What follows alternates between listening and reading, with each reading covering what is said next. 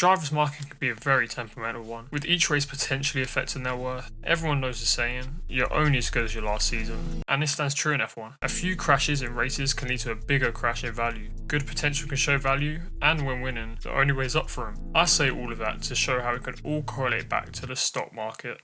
I'm sure most people have heard of the stock market, whether you have savings in it or you put a 10 into that one company 5 years ago and it's only dropped from there. We all have our experiences. Some people look at it as a method to financial freedom, while I would say it's just strategic gambling. Anyways, this leads to the question, what if you could play stocks on teams and drivers? Like any form of gambling, this does make sports just that little bit more tense to watch and makes it feel like you're part of the journey with them. So who would give the best return? Who is the safest bet to make? Who is risky and likely to drop in value? And this is what I'm going to talk about today. If F1 drivers had a stock market, who would I pick to put stocks in? Here's my financial advice. So what I've done is I've split these drivers into different categories just to help you understand the tiers better, with the first being...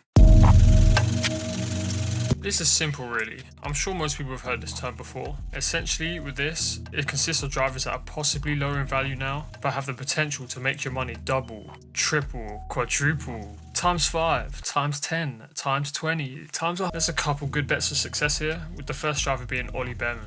Ollie has got off to a good start with Haas, outscoring his teammate in his rookie year. He's also touted to be Ferrari's next move once the current drivers decide to move on. He's already shown he can perform in one when he stepped in for Carlos in 2024. So this seems like a safe option for the most part. All Ollie needs to do is try and avoid incidents, as last year he racked up several penalty points, almost getting a race ban. He seemed to clean up a bit going into the later half of the season, so hopefully he keeps it up that way, and I'm sure his value will continue to rise in the next few years. Another driver to invest in is Kimi Antonelli. You could argue he already has a high value now, but look, it definitely isn't going to get any lower from here. The potential that Kimi has makes this a pretty easy look if you ask me. You'd hope he can clear up his mistakes from last season's rough patch, and we have seen the paces there.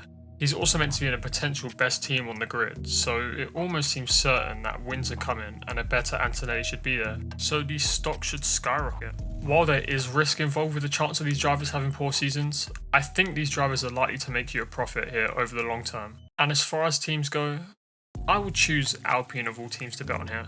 Their value is at an all-time low. I might even be able to buy the actual team right now, or even these stocks. But Alpine can't really get much worse than they were last season.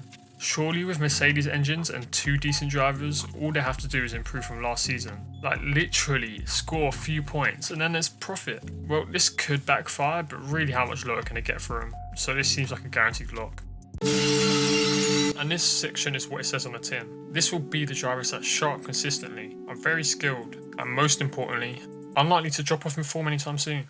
While these stocks are more expensive to buy, you know that the chance of safety or potential profit is likely with them. So in this case, I would go for drivers such as Charles Leclerc, George Russell and Max Verstappen.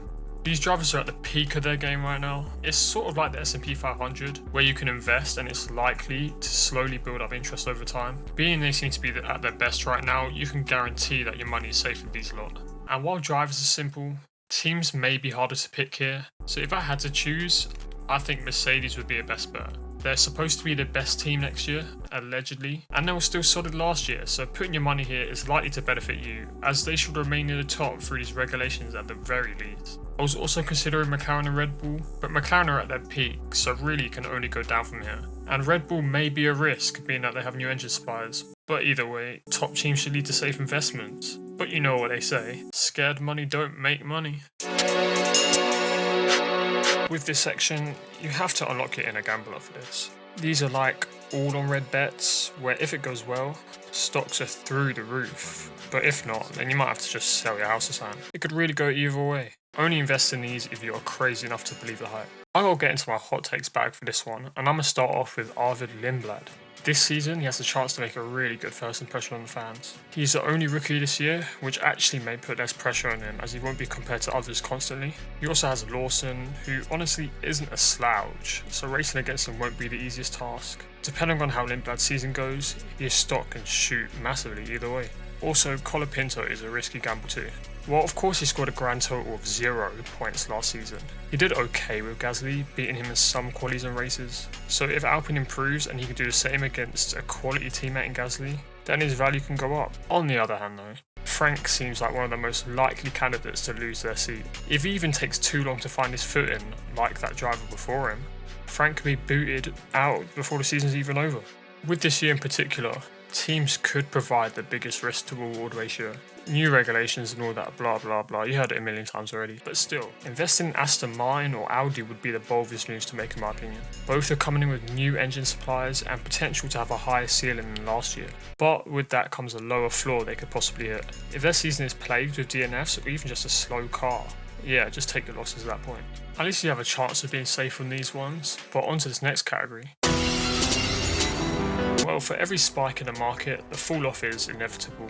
Sometimes if you hold on to shares for too long, you can fail to maximise profit or even lose out in hopes of a comeback. This statement probably resonates a bit too closely with some drivers. Well, you can't stay at the top forever, can you? Personally, I feel someone like Hulkenberg fits into this category best. After a solid last year, getting his first podium and putting in good results, I just can't see much more coming for him. Like, if it took 200 odd races for his only podium, like, it's not likely another one is coming. Plus, he fell off in the second half after that, so my bets are on this year being more mediocre for him. Especially with the potential of Gabby improving too. It may be hard for Nico to outperform himself. I think that's an easy lock if you ask me. But for every other driver, I actually think it's hard to put them in this category, as you have to compare what they did last season to what they could possibly achieve in this one. If I had to pick more drivers, I think Norris, Hamilton and Ocon would be reasonable. Norris only seeming logical as he probably won't win the title this year, so there should be a natural dip. And Hamilton and Ocon could improve from last season though, so this could pose risky.